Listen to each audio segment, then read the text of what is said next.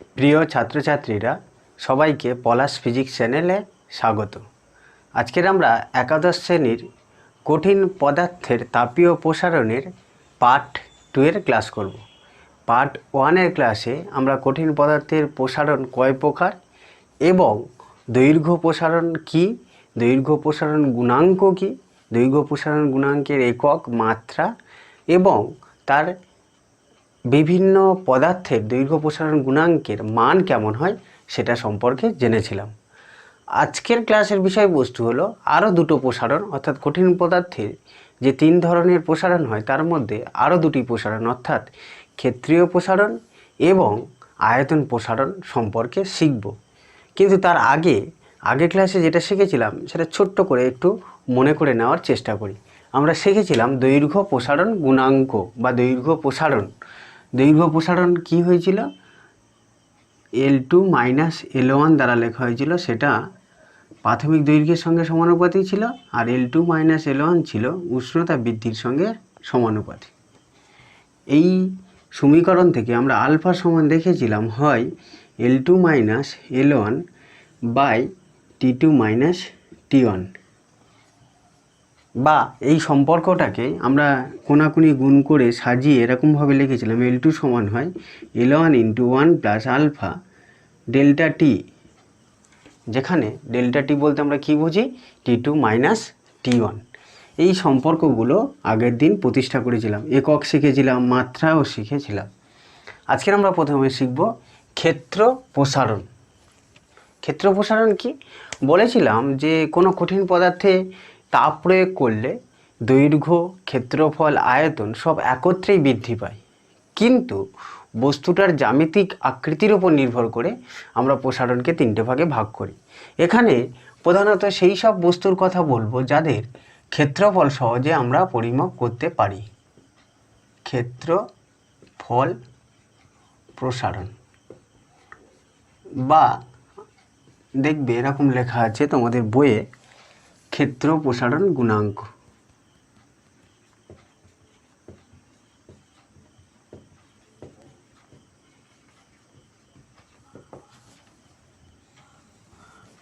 এখানে 2 নম্বর লেখার কারণ, 1 নম্বরে আমরা শিখেছিলাম দৈর্ঘ্য প্রসারণ গুণাঙ্ক। ক্ষেত্র প্রসারণ গুণাঙ্ক কাদের হয়? যাদের প্রধানত আমরা ক্ষেত্রফল পরিমাপ করতে পারি। আমি উদাহরণ হিসেবে বলেছিলাম ক্ষেত্রফল কাদের পরিমাপ করতে পারি। ধরো একটা এরকম ডিস্ক অর্থাৎ থালা, এই যে খাওয়ার থালার কথা বলেছিলাম, এরকম একটা থালা যদি রাখা হয় ধাতুর তৈরি, তার প্রধানত আমরা কি পরিমাপ করি? দৈর্ঘ্য প্রধানত মাপি না, ক্ষেত্রফল মাপি, ওটা কতটা বড়। যেমন বিস্কুট উদাহরণ হিসেবে বলেছিলাম যে ব্রিটানিয়া বিস্কুটগুলো আমরা খাই, গোল গোল বিস্কুট বা ওরিও বিস্কুট, তার প্রধানত আমরা কি পরিমাপ করি? ক্ষেত্রফল। তা ধাতুর তৈরি এরকম একটা চাকতিকে আমরা তাপ প্রয়োগ করলাম, ধরলাম চাকতির প্রাথমিক ক্ষেত্রফল হচ্ছে S1, উষ্ণতাটা কত? T1। ক্ষেত্রফলকে আমরা সাধারণত S চিহ্ন দ্বারা লিখি, কোনো কোনো জায়গায় দেখবে তোমরা A চিহ্ন দ্বারা লেখা আছে, অর্থাৎ ক্ষেত্রফল S1 না লিখে A1 দ্বারাও লিখেছে, অসুবিধা কিছু নেই। আমরা এখানে প্রধানত কি করব? S1 দ্বারা প্রকাশ করব। অর্থাৎ এই যে চাকতিটা নিয়েছি তার প্রাথমিক ক্ষেত্রফল কত? তার প্রাথমিক ক্ষেত্রফল হচ্ছে S1, উষ্ণতাটা T1। এখন আমরা উষ্ণতা যদি বাড়াই কি হবে? উষ্ণতা বাড়ালে ওই চাকতির ক্ষেত্রফলটা বড় হবে, চাকতিটা বড় হবে।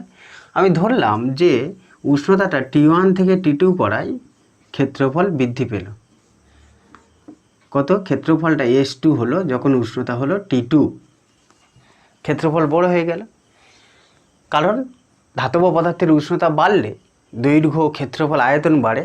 এখানে প্রধানত ক্ষেত্রফলের কথা কেন বলা হচ্ছে? প্রধানত এই যে বস্তুটার কথা বলছি তার প্রধানত আমরা ক্ষেত্রফল পরিমাপ করতে পারি, তাই আমি ক্ষেত্রফলের কথা বললাম। ফলে আমরা এখানটা দেখাতে পারি, দেখো সেই দৈর্ঘ্য প্রসারণ গুণাঙ্ক আমরা আগের যেটা ক্লাসে শিখেছিলাম, অর্থাৎ পার্ট 1 এর ক্লাস, যারা দেখুন একটু দেখে নেবে, বুঝতে পারবে। সেখানে আমরা শিখেছিলাম যে ক্ষেত্রফল এই যে এখানে ছিল, দেখো দৈর্ঘ্য প্রসারণ কী হয়? প্রাথমিক দৈর্ঘ্যের সঙ্গে সমানুপাতিক।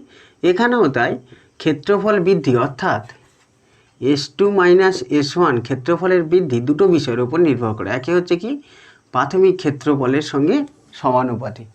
আর কি? আর 2 নম্বরে হচ্ছে ক্ষেত্রফলের বৃদ্ধির পরিমাণটা উষ্ণতা বৃদ্ধির সঙ্গে সমানুপাতিক। অর্থাৎ উষ্ণতা যতটা বাড়বে ক্ষেত্রফলের মান ততটা বৃদ্ধি পাবে।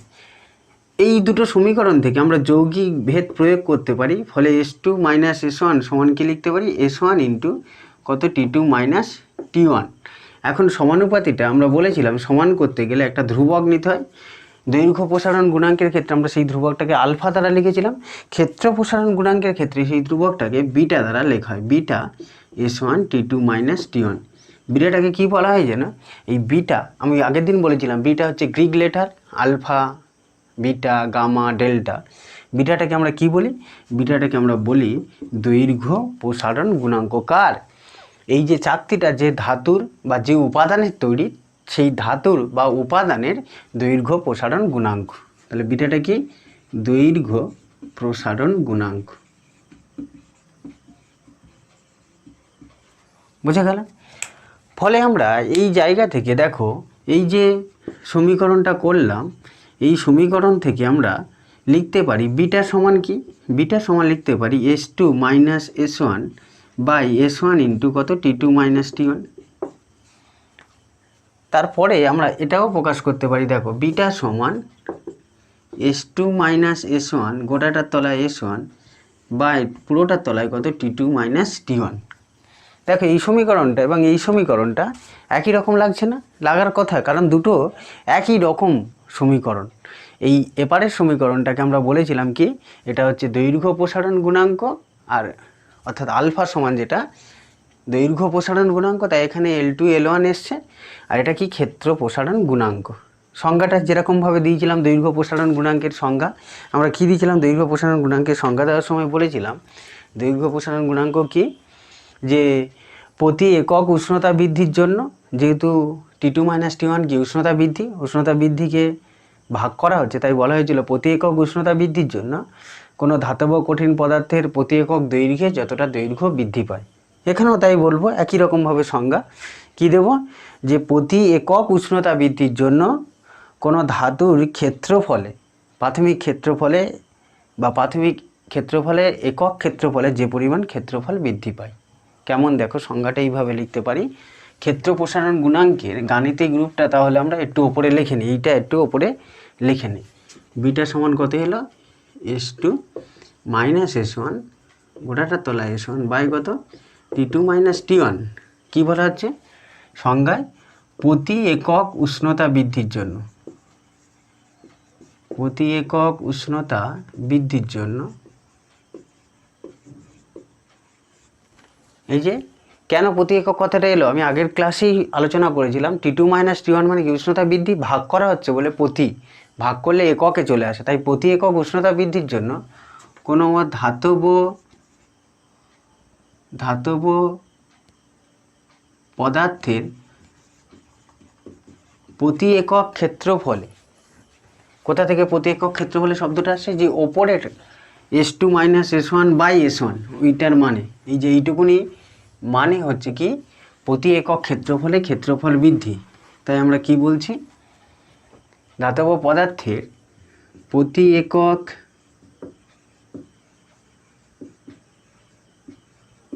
ক্ষেত্রফলে যে পরিমাণ ক্ষেত্রফল বৃদ্ধি পায়,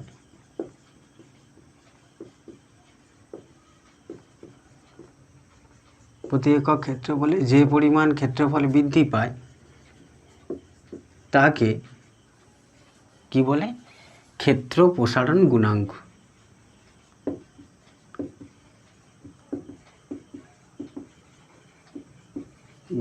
বলে, বুঝা গেল?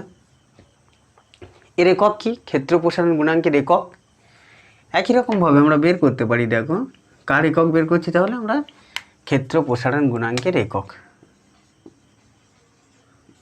আচ্ছা এইটার মানে কি যেন, এই যে কথাগুলো সংজ্ঞাটা লিখলাম, সংজ্ঞাটা তো লেখা হলো, মানেটা বুঝতে হবে। তো মানে হচ্ছে আমরা একটা ধাতব চাকতি নেব, এরকম একটা চাকতি নেব যার ক্ষেত্রফল একক, অর্থাৎ যদি সিজিএস পদ্ধতিতে বলি তার ক্ষেত্রফল কত হবে, 1 সেন্টিমিটার স্কোয়ার হলো।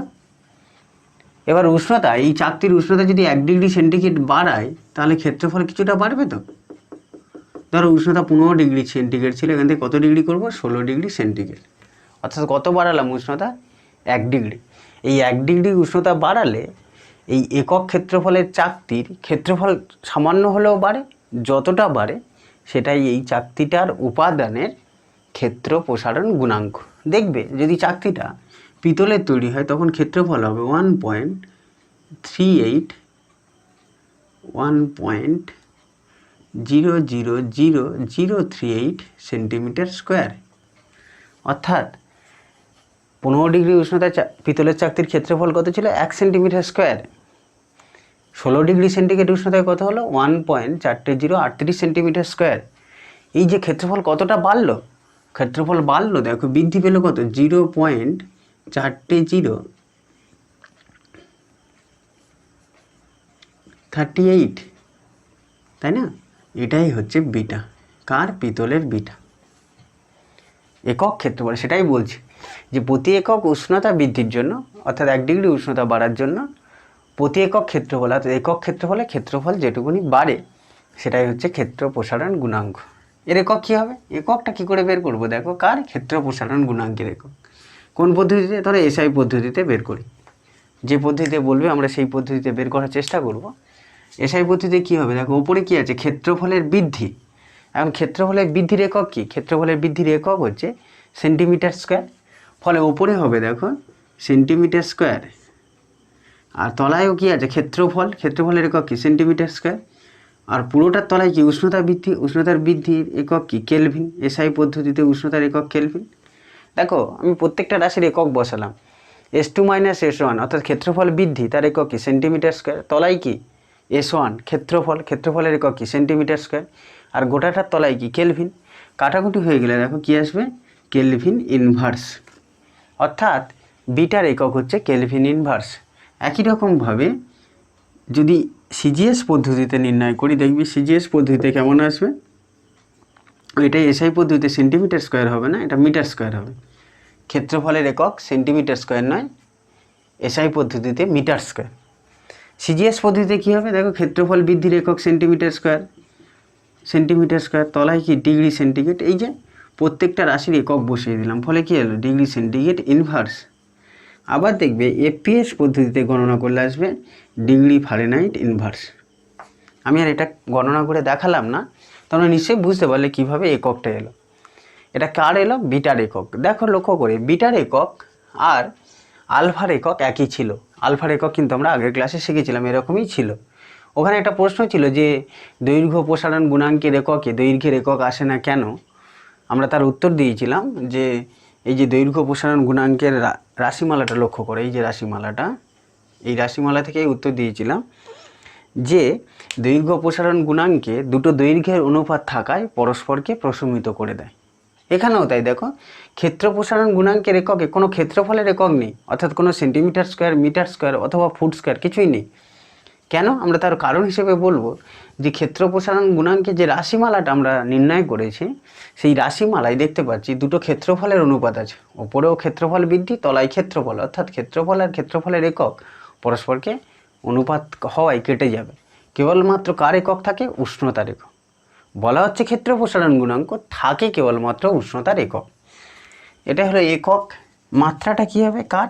আমরা এবার বের করব দৈর্ঘ্য ক্ষেত্র প্রসারণ গুণাঙ্কের মাত্রা। আগের দিন বের করেছিলাম একই রকমভাবে। মাত্রাটা কত আসবে আমি বলেছিলাম, এই যে ক্ষেত্রফল বৃদ্ধির মাত্রা কত? এল স্কোয়ার। ক্ষেত্রফলের মাত্রা এল স্কোয়ার, দৈর্ঘ্যের মাত্রা এই ক্ষেত্রফল এল স্কোয়ার, ওপরেও এল স্কোয়ার, নিচেও এল স্কোয়ার। আর গোটাটার তলায় কত? উষ্ণতার মাত্রা বড় হাতের থিটা। ফলে গণনা করলে দেখবে থিটা টু দি পাওয়ার -1। এটা কি এলো? এটা হলো ক্ষেত্র প্রসারণ গুণাঙ্কের মাত্রা। তাহলে আমরা আলফা বিটার সংজ্ঞা পেলাম, একক পেলাম, মাত্রা পেলাম। এই সমীকরণ থেকে আমরা একটা গণনা করে দেখো, ওই আগের মতো এই সমীকরণটা থেকে যেমন এটা এসেছিল, একই রকমভাবে এই সমীকরণটা থেকে আমরা এরকম প্রতিষ্ঠা করতে পারি। আমি এটা একটু মুছে দিই।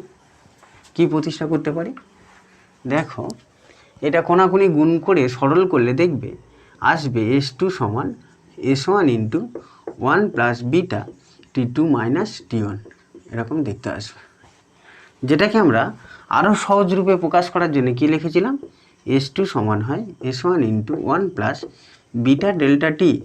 বলেছিলাম আমি আগের ক্লাসেই বলেছিলাম ডেল্টা টি অর্থাৎ উষ্ণতার পরিবর্তন, ডেল্টা টি মানে কি T2 মাইনাস T1 উষ্ণতার পরিবর্তনকে বোঝায়। এখানেও এই T2 মাইনাস T1 না লিখে বারবার লিখতে গেলে বড় মধ্যে হবে তো অসুবিধাজনক বলে আমরা ডেল্টা ডি দ্বারা লিখি। শুধু এখানে নয়, ফিজিক্সের যেখানে যেখানে দেখবে ডেল্টা টি লেখা আছে, ডেল্টা এক্স লেখা আছে, কিছু ডেল্টা দিয়ে লেখা আছে, মানে পরিবর্তন বোঝায়। এই হলো S2 মাইনাস S1। আচ্ছা, আরেকটা কথা, এখান থেকে আমাদের কিছু পদার্থের দৈর্ঘ্য প্রসারণ গুণাঙ্ক শিখেছিলাম, মান আলফা, লোহার, তামার, পিতলের, এরকমভাবে ক্ষেত্র প্রসারণ গুণাঙ্কের মান আমাদের মনে রাখতে হয় না ঠিকই, মানে মনে রাখতে হবে যে পিতলের ক্ষেত্র প্রসারণ গুণাঙ্ক কত, আলফা লোহার কত, এগুলো মনে রাখতে হয় না, তথ্যগুলো দেওয়া থাকে, আমাদের আর মনে রাখতে হবে না। তবে হ্যাঁ, একটা জিনিস খেয়াল রাখবে, যেমন আমি একটা উদাহরণ বলি, যে প্রশ্ন দেয় পিতলের, এখানে একটা এরকম প্রশ্ন দেয়, পিতলের বিটা 36 × 10⁻⁶ পার ডিগ্রি সেন্টিগ্রেড বলতে কি বোঝো? এটা সেই আগের দিন যেরকম বলেছিলাম যে আমরা 1 সেন্টিমিটার ক্ষেত্রফল যুক্ত পিতলের চাকতি কি করব, 1 সেন্টিমিটার ক্ষেত্রফল যুক্ত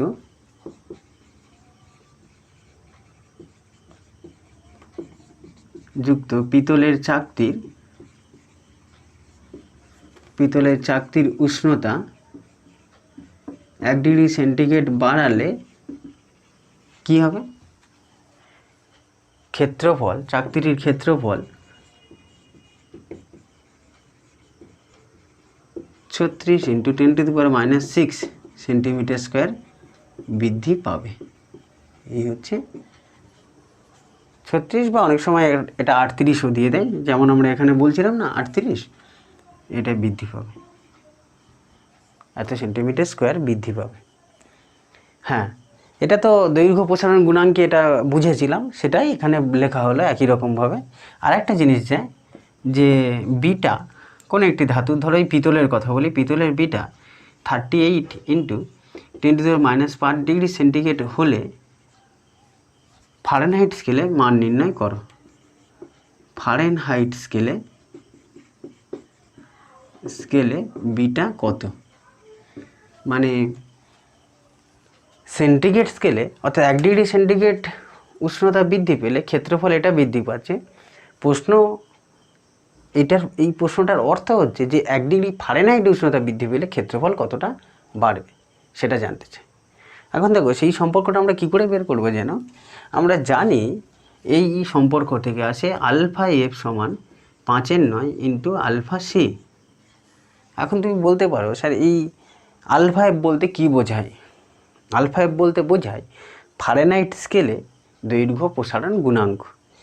আলফা সি কী বলতে বোঝায়? সেন্টিগ্রেড স্কেলে দৈর্ঘ্য প্রসারণ গুণাঙ্ক। এই সম্পর্কটাকে দৈর্ঘ্য প্রসারণ গুণাঙ্কের ক্ষেত্রে ছিল তো, এটা আমরা ক্ষেত্র প্রসারণ গুণাঙ্কের ক্ষেত্রেও লিখতে পারি। বিটা এফ সমান কত? 5/9 × বিটা সি। অর্থাৎ বিটা সি কি? সেন্টিগ্রেড স্কেলে ক্ষেত্র প্রসারণ গুণাঙ্ক, বিটা এফ কি? ফারেনহাইট স্কেলে ক্ষেত্র প্রসারণ গুণাঙ্ক। অর্থাৎ এক্ষেত্রে এই যে প্রশ্নটা আমাদের জানতে চাইছিল, এই প্রশ্নটার দিকে লক্ষ্য করো। এই প্রশ্নটা কী দেওয়া ছিল?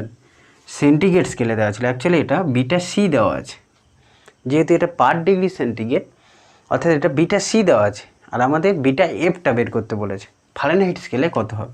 তাহলে সেক্ষেত্রে কী করব? বিটা এফ সমান লিখব 5/9 × 38 10⁻⁶। 38 ধরো, এটা 36 দেওয়া থাকলো, গণনার সুবিধাতে আমি 36 ধরে নিলাম। 36 দিলে তাহলে করলে কত হবে? 420 × -6 পার ডিগ্রি ফারেনহাইট লিখবো। দেখো বুঝতে পারলে কিনা? এই যে আমি এটা 36 লিখে নিলাম গণনার সুবিধাতে, 38 থাকলেও কোনো অসুবিধা নেই, যা দেওয়া থাকবে সেটা এখানে বসাবো, তাই তো? তাহলে আমরা বলতে পারি যে 1 ডিগ্রি ফারেনহাইট বৃদ্ধি পেলে ক্ষেত্রফল কত বৃদ্ধি পাবে? 20 × 10⁻⁶ ফুট স্কোয়ার। ফুট কেন? কারণ এপিএস পদ্ধতিতে ক্ষেত্রফলের একক ফুট স্কোয়ার, যেমন মিটার স্কোয়ার হচ্ছে এসআই পদ্ধতিতে, সেন্টিমিটার স্কোয়ার সিজিএস পদ্ধতিতে, এপিএস পদ্ধতিতে ক্ষেত্রফলের একক হচ্ছে ফুট, তাই ফুট স্কোয়ার বলা হলো। বুঝতে পারলে? 1 সেন্টিগ্রেড বৃদ্ধি পেলে এটা 1 ডিগ্রি সেন্টিগ্রেড, কিন্তু 1 ডিগ্রি ফারেনহাইট বৃদ্ধি পেলে এটা, এই সম্পর্কটা এলো। এখন তুমি হ্যাঁ প্রশ্ন জানতে পারো, ঠিক আছে স্যার এইটা তো বুঝলাম 5/9 দিয়ে গুণ করলে চলে আসবে, কিন্তু 5/9টা এলো কেন? কারণ আমরা শিখেছি 1 ডিগ্রি ফারেনহাইট সমান হয় 5/9 ডিগ্রি সেন্টিগ্রেড। সেই কারণেই এটা এসেছিল, 1 ডিগ্রি ফারেনহাইট সমান হয় 5/9 ডিগ্রি সেন্টিগ্রেড। সেই সম্পর্ক থেকেই ওই সম্পর্কটা এসছে, বুঝতে পারলে? আচ্ছা, এখানে তোমরা একটা প্রশ্ন করতে পারো যে স্যার এটা তো ফারেনহাইট স্কেলে বললেন, যদি প্রশ্নটা আমাকে কেলভিন স্কেলে দিত যে কোনো একটি ধাতুর বিটা সি এত ডিগ্রি সেন্টিগ্রেড হলে এটা ফারেনহাইট না দিয়ে কেলভিন স্কেলে দিলে কেমন হতো? সেক্ষেত্রে সম্পর্কটা কী জানো? সেক্ষেত্রে সম্পর্ক হচ্ছে আলফা কে, অর্থাৎ ফারেনহাইট স্কেলে, আচ্ছা বিটা কে লিখি, বিটা বলতে ক্ষেত্র প্রসারণ গুণাঙ্ক, আলফা লিখলেও কোনো অসুবিধা নেই, সেক্ষেত্রে দৈর্ঘ্য প্রসারণ গুণাঙ্ক বোঝাতো। বিটা কে আর বিটা সি এর মান সমান, অর্থাৎ কেলভিন স্কেলে ক্ষেত্র প্রসারণ গুণাঙ্কের মান যা, সেন্টিগ্রেড স্কেলেও তাই। কেন? কারণ আমরা জানি 1 ডিগ্রি কেলভিন, 1 কেলভিন সমান হয়, 1 ডিগ্রি বসাতে নেই, 1 ডিগ্রি সেন্টিগ্রেড, তাই দুটোর মান সমান। 1 কেলভিনের মান যা, 1 ডিগ্রি সেন্টিগ্রেডের মান তাই হয়। ফলে বিটা কে এর মান যা, বিটা সি এর মানও তাই হয়। আশা করি আমরা ক্ষেত্র প্রসারণ গুণাঙ্ক কী, তার একক কী, মাত্রা কী, সম্পর্ক বুঝতে পারলাম।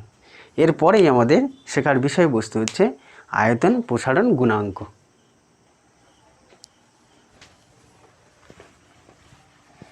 ক্ষেত্র প্রসারণ গুণাঙ্কের মতো একই রকম হচ্ছে আয়তন প্রসারণ গুণাঙ্ক। এখানে ধাতব কঠিন পদার্থে তাপ প্রয়োগ করলে প্রধানত কী হবে? প্রধানত ক্ষেত্রফলই বৃদ্ধি পাবে, তাই তো? এই আয়তন বৃদ্ধি পাবে। যেমন আমি একটা বলেছিলাম গোলক, চাকতি নয় গোলক, গোলক হচ্ছে রসগোল্লা আর চাকতি হচ্ছে বিস্কুট, দুটোর মধ্যে তফাৎ বুঝতে হবে, তাই না? গোলক বা একটা ঘনককে আমরা তাপ প্রয়োগ করলাম, কী হবে? ঘনকের আয়তন বৃদ্ধি পাবে, ছোট ঘনক বড় হবে, ছোট রসগোল্লা বড় রসগোল্লা পরিণত হবে। অর্থাৎ এখানে কী হবে? গোলকের আয়তন বৃদ্ধি পেল, আয়তন প্রসারণ গুণাঙ্ক। ও এটা চেঞ্জ করা হয়নি, এটা পরিবর্তন করে দিই, ক্ষেত্র প্রসারণ না লিখে কী লিখব এখানেতে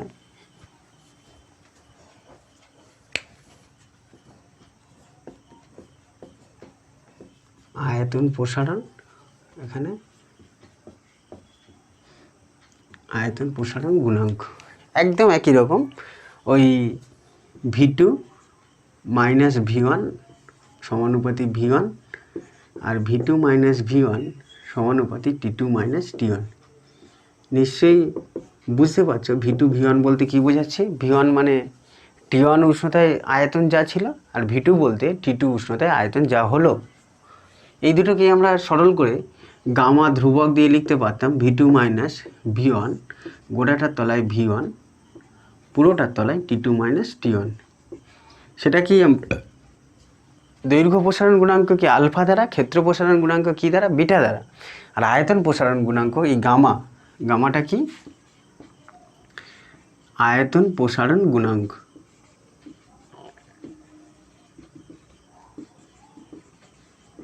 গুণাঙ্ক এটাকে সরল করলে আমরা লিখতে পারতাম V2 সমান V1 into 1 plus gamma delta T. এর একক মাত্রা কী হবে?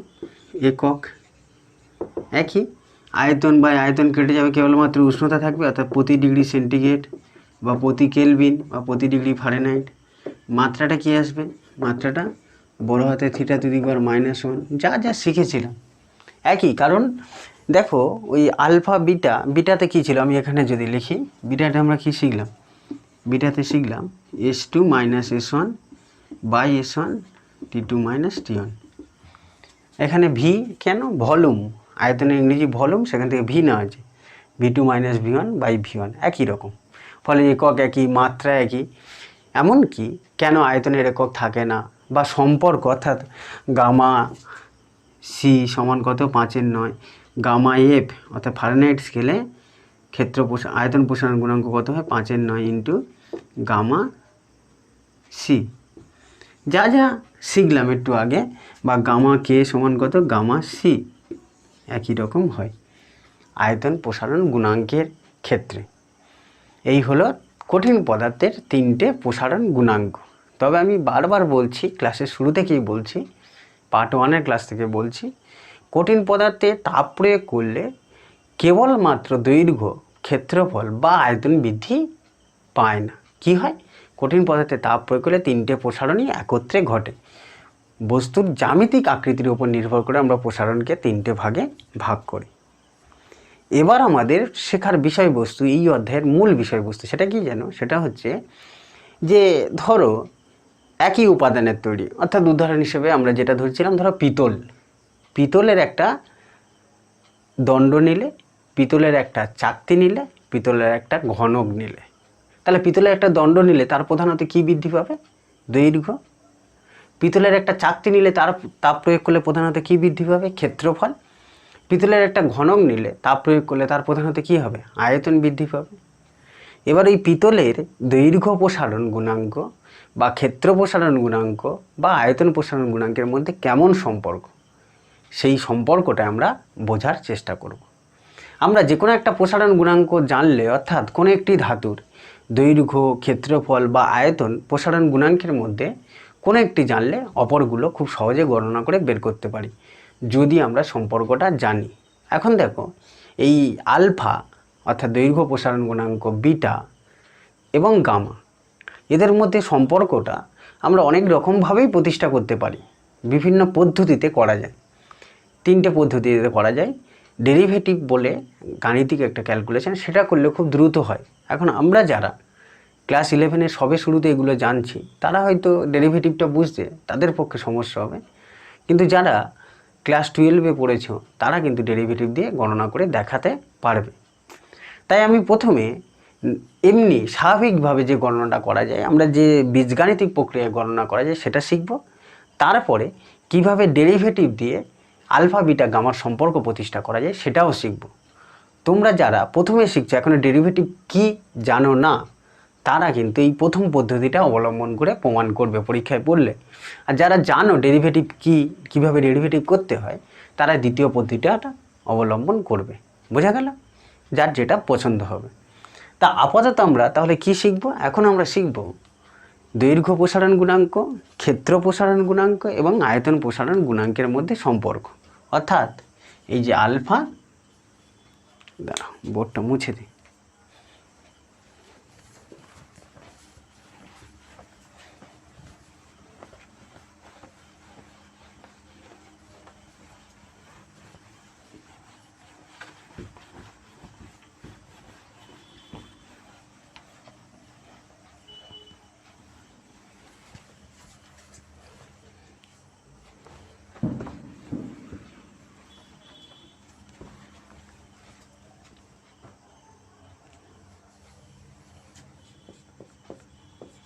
আলফা, বিটা ও গামার সম্পর্ক প্রতিষ্ঠা করো।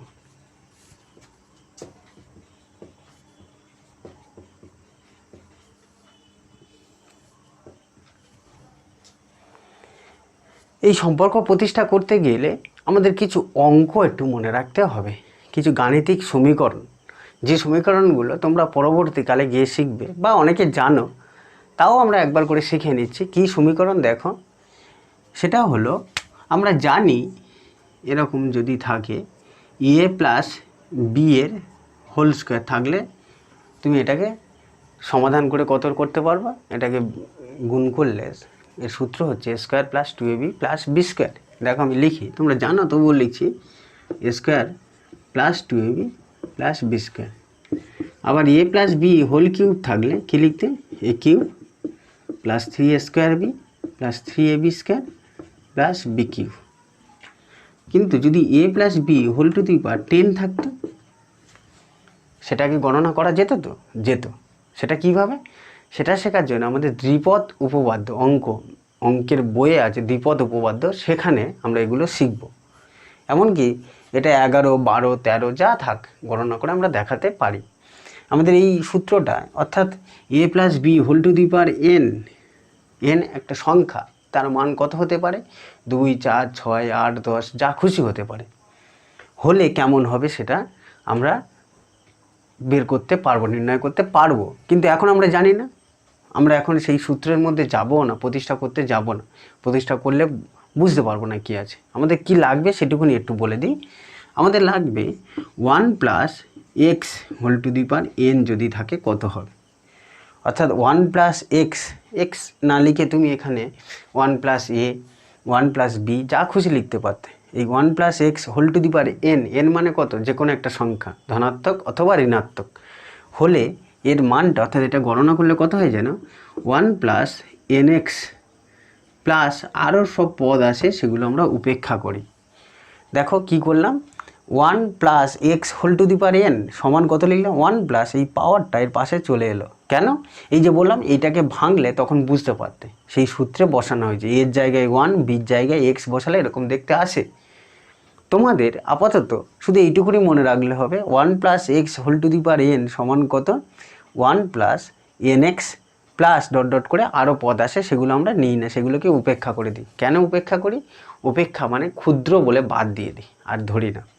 অর্থাৎ তোমরা এইটা একটু মনে রেখো, যদি এটা 1 plus x whole to the power minus n হতো, তখন সেক্ষেত্রে আমরা কী লিখতাম, এই মাইনাস এনটের গায়ে গুণ করতাম, অর্থাৎ 1 মাইনাস এন এক্স, এইভাবে চলতো। 1 plus x whole to the power n হলে এটা, 1 minus whole to the power n হলে এন এক্স। এরপরে কি এটা কি শেষ না, এরপরে আরও পদ আছে, দুটো পদ নেই আরও পদ আছে, আমরা সেগুলোকে উপেক্ষা করছি। এই দুটো তোমাদের মনে রাখতে হবে, হলো অঙ্কটা করতে গেলে। শুধু এখানে নয়, আরও অনেক ক্ষেত্রেই কাজে লাগবে। আচ্ছা দেখো, আমরা কার সঙ্গে কার সম্পর্ক প্রতিষ্ঠা করব বললাম, আলফার সঙ্গে বিটা ও গামার সম্পর্ক প্রতিষ্ঠা করব। কিভাবে যেন, আমরা সরাসরি করব না, প্রথমে আলফার সঙ্গে বিটার এবং আলফার সঙ্গে গামার, অর্থাৎ আমরা দুটো স্টেপে করব। দেখো, প্রথমে বের করব আলফার সঙ্গে বিটার কেমন সম্পর্ক আছে, তারপরে বের করব আলফার সঙ্গে গামার সম্পর্ক। করলেই দেখবে এদের তিনজনের মধ্যে সম্পর্ক চলে আসবে। একসঙ্গে তিনটের মধ্যে সম্পর্ক আমরা প্রতিষ্ঠা করব না। তাহলে প্রথমে আমরা বের করছি আলফার সঙ্গে বিটার সম্পর্ক, আলফা ও বিটার সম্পর্ক। তাহলে লিখে ফেলি, আমরা প্রথমে কি শিখছি, আলফা ও বিটার সম্পর্ক, মানে একটা ধাতুর ক্ষেত্র প্রসারণ গুণাঙ্ক ও দৈর্ঘ্য প্রসারণ গুণাঙ্কের মধ্যে সম্পর্ক। তার জন্য কি করছি যেন, আমি এরকম একটা চাকতি ধরছি, আয়তাকার পাত, চারকোনা পাত, অর্থাৎ উদাহরণ হিসেবে আমি বলতে পারি যে cream cracker biscuit, sugar free biscuit যেগুলো, সেরকম একটা বিস্কুটের মতো চাকতি ধরলাম, পাতলা পাত। প্রত্যেকটি বাহুর দৈর্ঘ্য ধরলাম L1 এই চাকতির, আর উষ্ণতা কত T1, অর্থাৎ T1 উষ্ণতায় চাকতির প্রতিটি পাতের দৈর্ঘ্য কত, T1 উষ্ণতায় বর্গাকার পাতের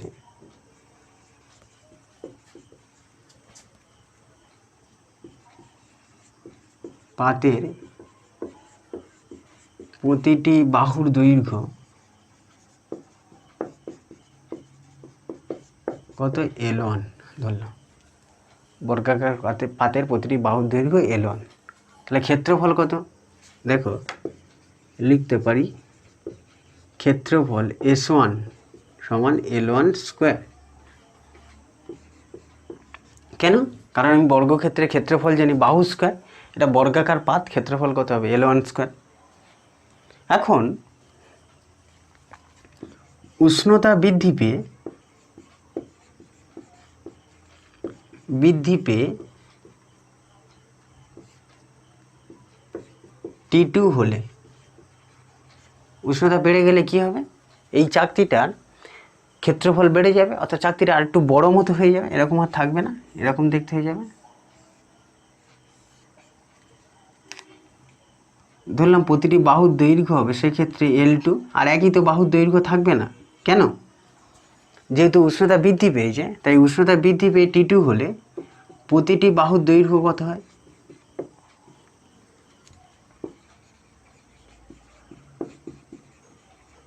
বাহুর দৈর্ঘ্য হয় কত L2। কেন, নিশ্চয়ই বুঝতে পেরেছো, উষ্ণতা বেড়েছে বলে চাকতিটা কী হয়েছে, ক্ষেত্রফলটা বেড়ে গেছে, L2 হয়েছে। তাহলে ক্ষেত্রফল কত হয়, চাকতিটির ক্ষেত্রফল, এক্ষেত্রে চাকতিটির ক্ষেত্রফল কত হচ্ছে, দেখো S2 সমান কত লিখতে পারি L2 স্কোয়ার। ক্ষেত্রফল বেড়ে গেলে দেখো প্রথমে ক্ষেত্রফলটা এটা ছিল, এখন ক্ষেত্রফল এটা এলো। কেন? বাহুগুলোর দৈর্ঘ্য বেড়েছে, ক্ষেত্রফল বেড়ে গেছে। কিন্তু আমরা জানি প্রাথমিক দৈর্ঘ্য কত ছিল বাহুর L1, অন্তিম দৈর্ঘ্য কত L2। L1 আর L2-র মধ্যে কেমন সম্পর্ক হয়? উষ্ণতা বাড়লে দৈর্ঘ্য বাড়ে। সেই দৈর্ঘ্য বাড়লে সম্পর্কটা আমরা শিখেছি দৈর্ঘ্য প্রসারণ গুণাঙ্কে, শিখেছিলাম কি L2 সমান হয় L1 × 1 প্লাস আলফা ডেল্টা টি। ডেল্টা টি বলতে কী বোঝায়? T2 - T1 অর্থাৎ, আর আলফাটা কি? এই ধাতুটার দৈর্ঘ্য প্রসারণ গুণাঙ্ক। অর্থাৎ ধাতুর দৈর্ঘ্য প্রসারণ গুণাঙ্ক যদি আলফা হয় তাহলে আমরা বলতে পারি L2-র মান কত হবে? L1 × 1 প্লাস আলফা ডেল্টা টি। আমরা এটা সম্পর্কটা শিখে এসেছি যে প্রথমে বাহুর দৈর্ঘ্য L1 ছিল, দ্বিতীয় ক্ষেত্রে L2 হলে সম্পর্কটা কেমন হবে? L2 সমান L1 × 1 প্লাস আলফা ডেল্টা টি। সেই সম্পর্কটাই আমরা এখানে বসিয়ে দিচ্ছি। L2-র জায়গায় কী বসাচ্ছি দেখো? L1 × 1 প্লাস আলফা ডেল্টা টি, যেখানে আলফাটা কি? Whole square. যেখানে আলফাটা হচ্ছে এই চাকতিটি যে উপাদানের তৈরি তার দৈর্ঘ্য প্রসারণ গুণাঙ্ক। আর এই সম্পর্কটা আমরা এর আগেই প্রমাণ করে এসছি। জানি যে বাহুর দৈর্ঘ্য L1 আর উষ্ণতা বাড়লে দৈর্ঘ্য যদি L2 হয়, L2 আর L1-এর মধ্যে এই সম্পর্ক আসে। এটা এখানে বসালাম। এটাকে দেখো সরল করলে কেমন দেখতে আসছে? L2 সমান হচ্ছে L1 square × 1 plus alpha delta T whole square. হয়েছে? এটাকে স্কোয়ার করে দিলাম। L1 square × 1 plus alpha delta T whole square. ফলে দেখো তারপরের লাইনে S2 সমান লিখতে পারি এই যে L1 স্কোয়ার, এইটুকুনির পরিবর্তে L1 স্কোয়ারের জায়গায় আমরা S1 লিখতে পারি। S1 × 1 প্লাস কী হবে? 1 প্লাস, এটাকে যদি ভাঙো কি দেখতে হবে? A plus B whole square. কোনটা B বলো তো? এটা গোটাটা B। খেয়াল রাখবে এই আলফা ডেল্টা টি মিলেই B। আলফা ডেল্টা টি কিন্তু আলাদা আলাদা করে না, একসঙ্গে গুণ আকারে আছে।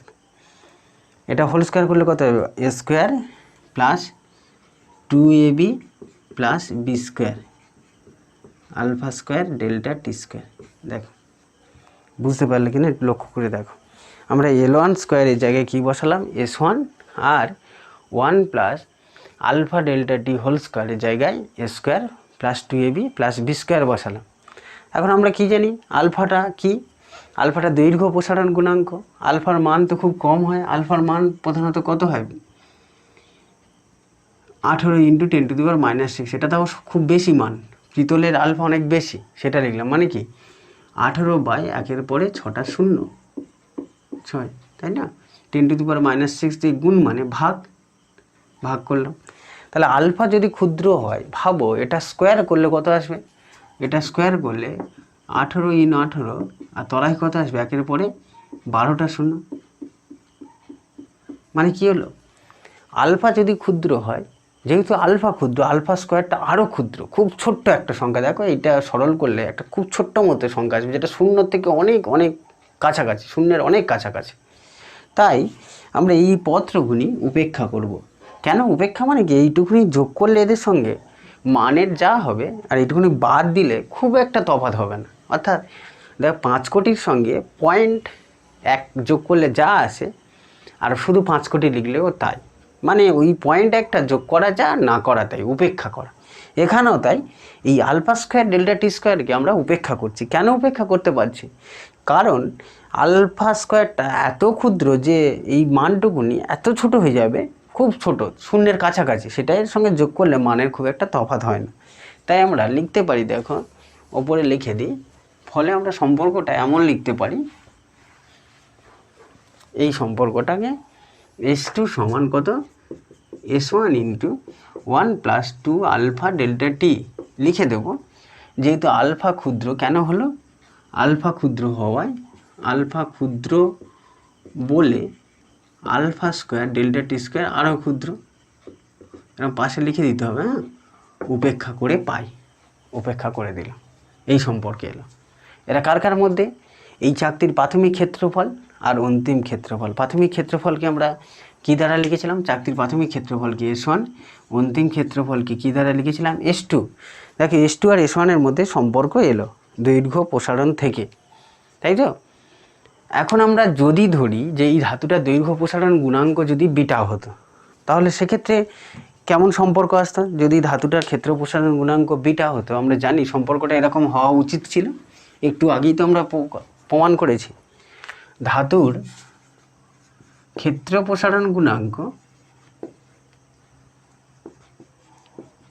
ক্ষেত্র প্রসারণ গুণাঙ্ক বিটা হলে আমরা সম্পর্ক জানি কি S2 সমান হয় কত আসবে S1 into 1 plus beta delta T, এটাই আসা উচিত ছিল। এই একটু আগে আমরা প্রমাণ করলাম, সেটাকে 1 নম্বর লিখে রাখি, এটাকে 2 নম্বর লিখে রাখলাম। অর্থাৎ ধাতুর দৈর্ঘ্য প্রসারণ গুণাঙ্ক আলফা ধরলে সম্পর্কটা এরকম হলো, আর যদি ক্ষেত্র প্রসারণ গুণাঙ্ক বিটা হতো তাহলে সম্পর্কটা এরকম আসা উচিত তো।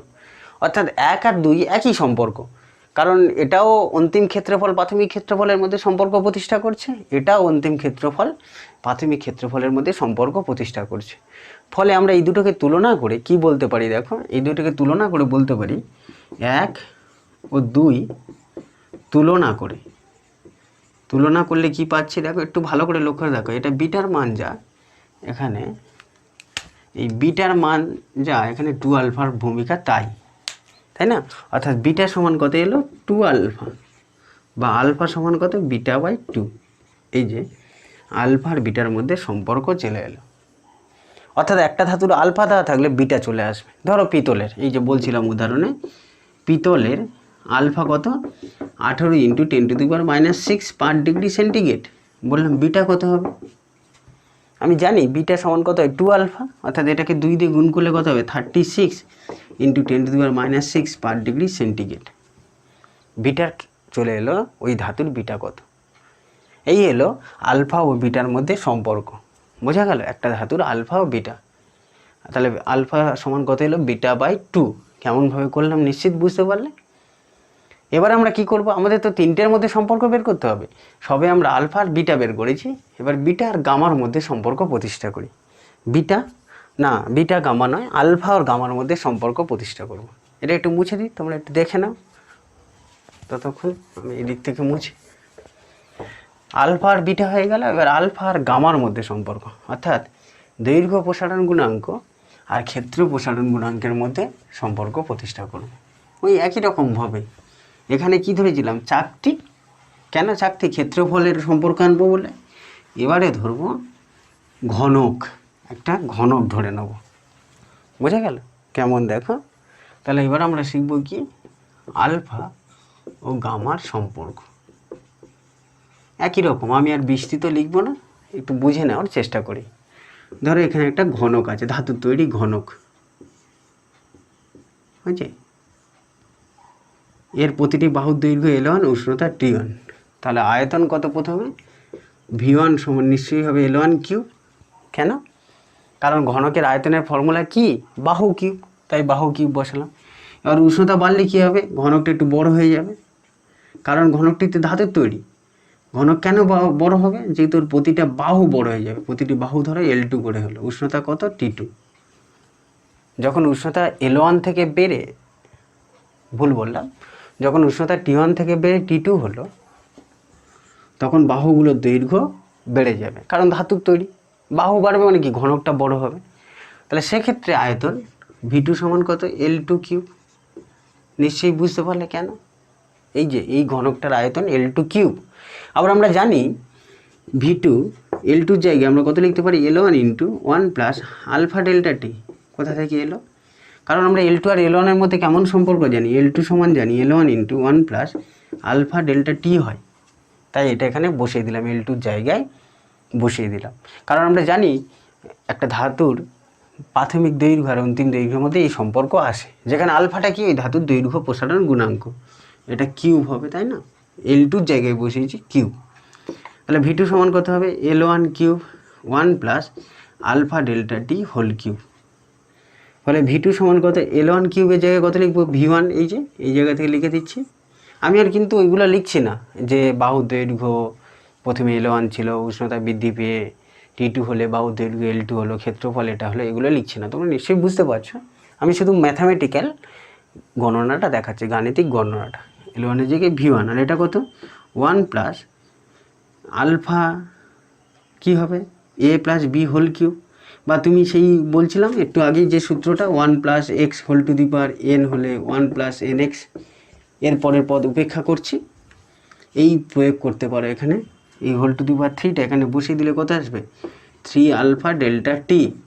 আর এরপরে আরও আসে, এরপরে কিন্তু আরও 2-3টে পদ আসে এক্ষেত্রে, আমরা কি করছি, সেগুলো ক্ষুদ্র বলে উপেক্ষা করে দিচ্ছি একই রকমভাবে। ডেল্টা টি বলতে এখানে কি বোঝাচ্ছি, খেয়াল রাখবে, T2 মাইনাস T1, এই হলো একটা সম্পর্ক হয়েছে। আবার আমরা জানি যদি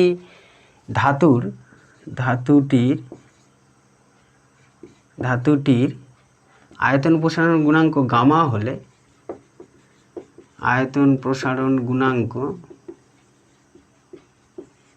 গামা হলে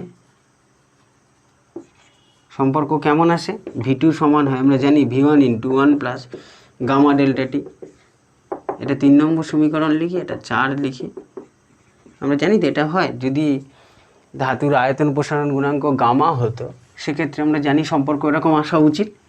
আর দৈর্ঘ্য প্রসারণ ধরে এরকম এলো, ফলে 3 আর 4 তুলনা করে আমরা কি বলতে পারি, দেখো 3 আর 4 তুলনা করে আমরা বলতে পারি গামা সমান হচ্ছে 3 আলফা, অর্থাৎ আলফা সমান গামা বাই 3, এই সম্পর্কে এলো। অর্থাৎ এই যে বলছিলাম আলফা কত দেওয়া ছিল পিতলের, 18 × 10⁻⁶, তাহলে গামা কত হবে 3 আলফা, 3 দিয়ে গুণ করলে এসে, অর্থাৎ 3 × 18 × 10⁻⁶ পার ডিগ্রি সেন্টিগ্রেড। এই দেখো আমরা একটু আগেই আলফা আর বিটার মধ্যে সম্পর্ক প্রতিষ্ঠা করেছি।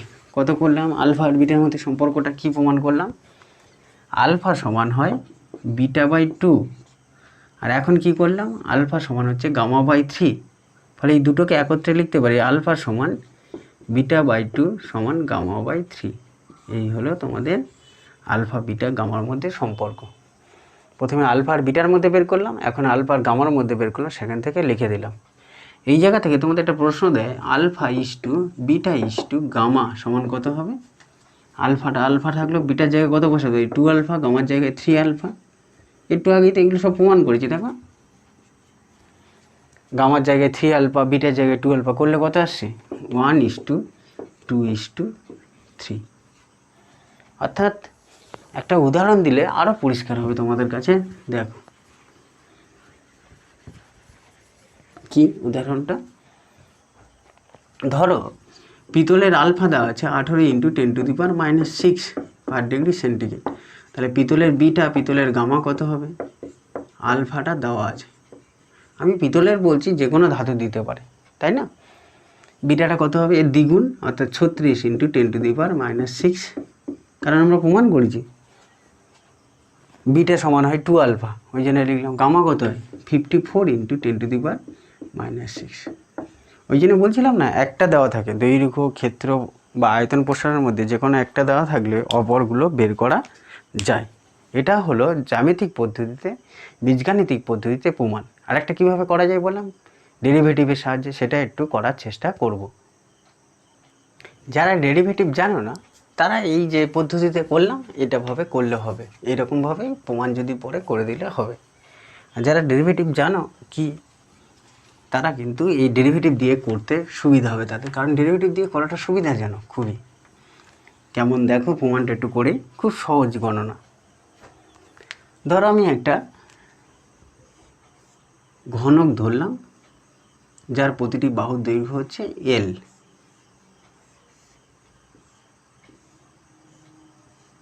প্রতিটি বাহুর L আর উষ্ণতা যখন T, তাহলে ঘনকের প্রতিটি বাহুর দৈর্ঘ্য কত। এটা বিকল্প পদ্ধতিতে হচ্ছে কিন্তু, হ্যাঁ, এটা বিকল্প পদ্ধতি। এটা কিন্তু সহজ পদ্ধতি, যারা ডেরিভেটিভ জানো তাদের কাছে খুবই সহজ লাগবে। ঘনকের প্রতিটি বাহুর দৈর্ঘ্য আচ্ছা কত, T ডিগ্রি সেন্টিগ্রেড উষ্ণতায়, উষ্ণতাটা T ডিগ্রি সেন্টিগ্রেড ধরলো, বা T উষ্ণতায় ডিগ্রি সেন্টিগ্রেড হতে পারে, কেলভিন হতে পারে। উষ্ণতায় ঘনকের প্রতিটি বাহুর দৈর্ঘ্য কত ধরলাম, দৈর্ঘ্য হচ্ছে L। উষ্ণতা বাড়িয়ে T প্লাস ডিটি করা হলো। ডিটি বলতে কি বোঝায় নিশ্চয়ই জানো, ক্ষুদ্র পরিমাণ উষ্ণতা বাড়ানো হয়েছে। টি ছিল, টি থেকে আরেকটু বাড়ানো হয়েছে, কতটা, ডিটি পরিমাণ বাড়িয়ে T প্লাস ডিটি করলে কি হবে, প্রতিটি বাহুর দৈর্ঘ্য বাহুর দৈর্ঘ্য হয় এল প্লাস ডিএল, কারণ বাহুর দৈর্ঘ্য বাড়বে। বাহুর দৈর্ঘ্য কতটা বাড়লো? ডিএল পরিমাণ। এখন দেখো দৈর্ঘ্য প্রসারণ গুণাঙ্ক কত হয়? ওই ধাতুর দৈর্ঘ্য প্রসারণ গুণাঙ্ক আলফা সমান আমরা জানি 1/L DL DT.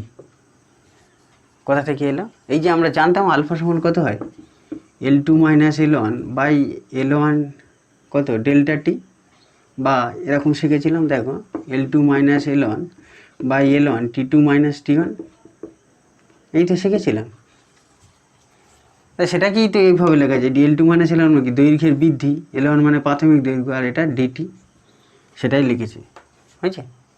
1/L DL DT দৈর্ঘ্য প্রসারণ গুণাঙ্ক, এইটাকেই এইভাবে লিখলাম। ঘনকের প্রতিটি তলের ক্ষেত্রফল কত? ঘনকের প্রতিটি তলের ক্ষেত্রফল এস সমান কত? এল স্কোয়ার। আর ঘনকের আয়তন কত? আয়তন ভি সমান কত? এল কিউব। এখন দেখো ক্ষেত্র প্রসারণ গুণাঙ্ক কত হয়? ক্ষেত্র প্রসারণ গুণাঙ্ক, এগুলো সব লিখে নিলাম। এই আসল সম্পর্ক শুরু হলো। ক্ষেত্র প্রসারণ গুণাঙ্ক বিটা সমান ওই একই রকমভাবে লিখতে পারি 1/S ডিএস ডিটি, তাই না? ওই যে S2 minus S1 by S1 into T2 minus T1 থেকে, যেন বিটা সমান আমরা কি জানি? S2 minus S1 by S1 into কত? T2 minus T1। সেই জায়গা থেকে লিখছি এটা কত? DS, এটা 1/S আর T2 মাইনাস T1 কি ডিটি লিখলাম। এবার এসের জায়গায় দেখো এর পরের লাইনে এসের জায়গায় কত লিখতে পারি? এল স্কোয়ার। বাহুগুলোর ক্ষেত্রফল কত ধরেছি? এল স্কোয়ার। ডি এসের জায়গায় কত? এল স্কোয়ার টি। তাহলে এটা ডেরিভেটিভ করলে কত আসছে দেখো? 2L এল স্কোয়ার ডিএল ডিটি, হ্যাঁ ডিএল স্কোয়ারের ডেরিভেটিভ করলে 2L ডিএল, টুটা বসে নিলাম। তাহলে কাটাকুটি করলে কত আসছে দেখো? 1/L ডিএল ডিটি, অর্থাৎ 2 আলফা, তাই না? বিটা সমান 2 আলফা চলে এলো, কারণ 1/L, এই যে 1/L ডিএল ডিটি মানে আলফা, এই যে একটু আগে জানি সেটাই বসিয়ে দিল। আবার আয়তন প্রসারণ গুণাঙ্ক দেখো কি হয়? আয়তন প্রসারণ গুণাঙ্ক কি হয়? গামা সমান কত হবে? 1/V into DV DT. একই রকমভাবে এই সম্পর্ক গামার সম্পর্ক থেকে আসবে। এবার ভি এর জায়গায় কত বসে? 1/L কিউব ডি এল কিউব ডিটি, ডেরিভেটিভ করতে গেলে 3L স্কোয়ার এল কিউব ডিএল ডিটি, অর্থাৎ গণনা করলে কত? 1/L ডিএল ডিটি, অর্থাৎ 3 আলফা। দেখো অর্থাৎ বিটা সমান 2 আলফা, গামা সমান 3 আলফা। মানে কি লিখতে পারি? সম্পর্ক সেই একই সম্পর্ক এলো না? বিটা সমান 2 আলফা আর গামা সমান 3 আলফা, অর্থাৎ আলফা সমান কত? গামা বাই 3, আলফা সমান কত? Beta by 2। দেখো অর্থাৎ আলফা সমান কত এলো? বিটা, ওই দুটো থেকে লিখে দিতে পারি গামা বাই 3। এই ডেরিভেটিভ দিয়ে প্রমাণ হয়ে গেল। ডেরিভেটিভটা সহজ, যারা ডেরিভেটিভ জানো তাদের কাছে খুবই সহজ লাগবে। যারা ডেরিভেটিভ শেখার পর এটা শিখছো খুবই সহজ লাগবে, না হলে আগেরটা করবে, কোনো অসুবিধা নেই। এই আলফা বিটা গামার সম্পর্ক শিখলাম। পরের দিন আমরা এই কঠিন পদার্থের প্রসারণের আর একটা অংশ বাকি আছে, ঘনত্বের পরিবর্তন কেমন হয় সেটা শিখব, আর কিছু গাণিতিক সমস্যা শিখব। পরের ক্লাসে দেখা হচ্ছে, তোমরা এগুলো পড়তে থাকো। সবাই ভালো থেকো।